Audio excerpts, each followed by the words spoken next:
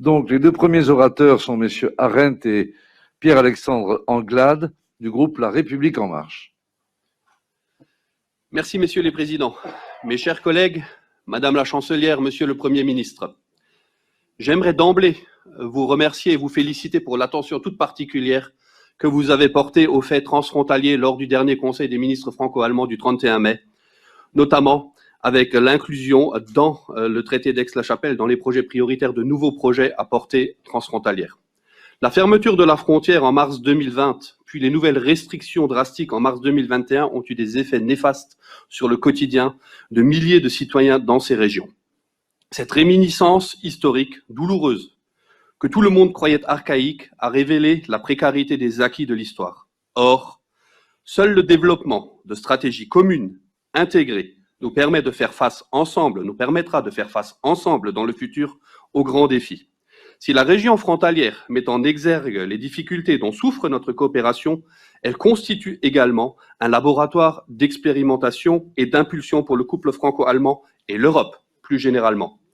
Des initiatives de coopération telles que la Convention Mozart en matière de santé ou le projet de hub franco-allemand de l'hydrogène entre la Sarre et la Moselle ont le potentiel de servir de modèle et d'inspiration pour une collaboration plus étroite partout en Europe. À l'inverse, des soucis comme celui dit de la double imposition du chômage partiel qui touche 15 000 foyers, nuisent gravement à l'idée européenne. Europa wächst an seinen Grenzen zusammen. Les régions frontalières où les citoyens, ni allemands, ni français, mais européens, sont l'espace où Großes entsteht im Kleinen, où les petits ruisseaux font les grandes rivières et les citoyens créent l'Europe par des réalisations concrètes et des solidarités de fait. Madame la chancelière, monsieur le Premier ministre, pouvez-vous nous dire comment vous comptez accorder une attention toute particulière aux impulsions issues des régions frontalières dans la préparation des grandes échéances européennes à venir? Notre Assemblée se tient à vos côtés pour cela. Monsieur le Premier ministre. Merci beaucoup, Monsieur le Président.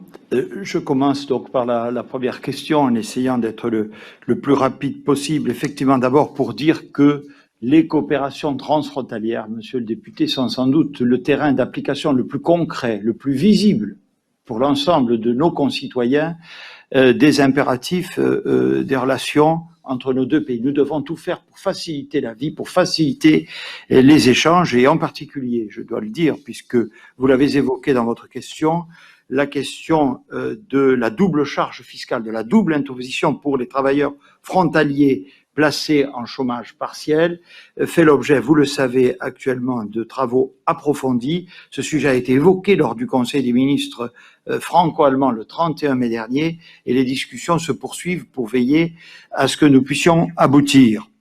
S'agissant des régions frontalières, puisque c'était l'objet de la question, effectivement, je rappelle que ces régions jouent un rôle extrêmement important dans la déclinaison du volet national de la conférence sur l'avenir de l'Europe.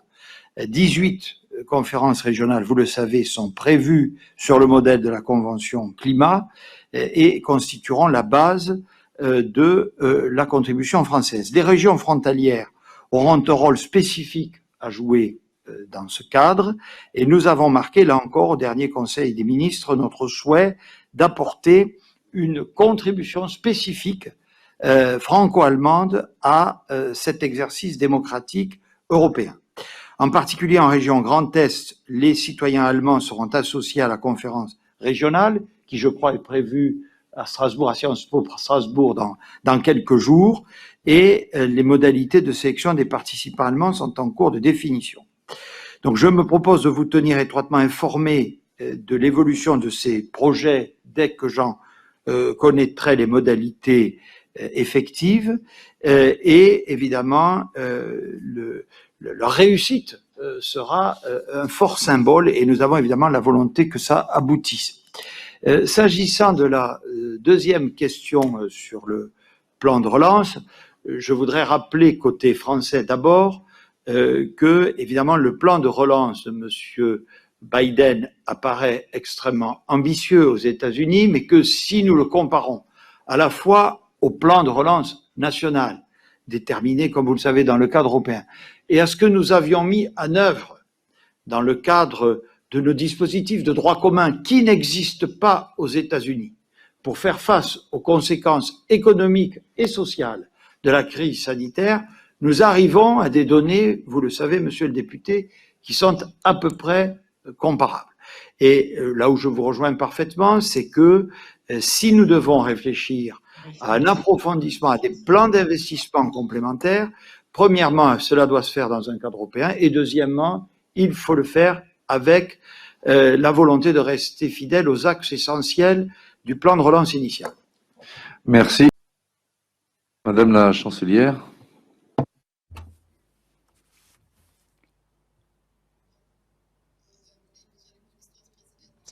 Je dois poser la question au président du Bundestag. Le temps imparti est écoulé. Est-ce que je peux encore intervenir ou pas? Si vous souhaitez impérativement répondre, bien entendu. J'aimerais ajouter deux choses.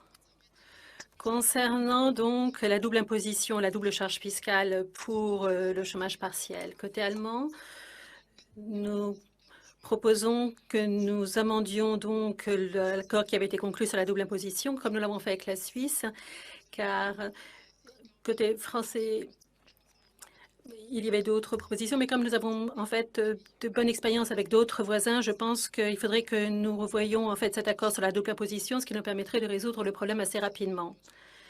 Car il n'y aurait pas d'imposition en Allemagne et cela permettrait ensuite d'avoir donc cette double imposition également en France et cela permettrait de régler la chose. D'autre part, l'hydrogène. Bon, nous avons lancé plusieurs projets technologiques et c'est un mélange entre le plan de relance dans lequel il y a déjà des investissements stratégiques qui sont prévus, mais nous avons également dans nos budgets nationaux convenu d'avoir des fonds pour faire avancer ces projets d'intérêt européen commun et c'est quelque chose qui se fait également pour l'hydrogène et c'est quelque chose que nous souhaitons également faire pour les micropuces et ici la France et l'Allemagne travaillent très étroitement et je souhaitais ajouter la chose ici. Merci beaucoup.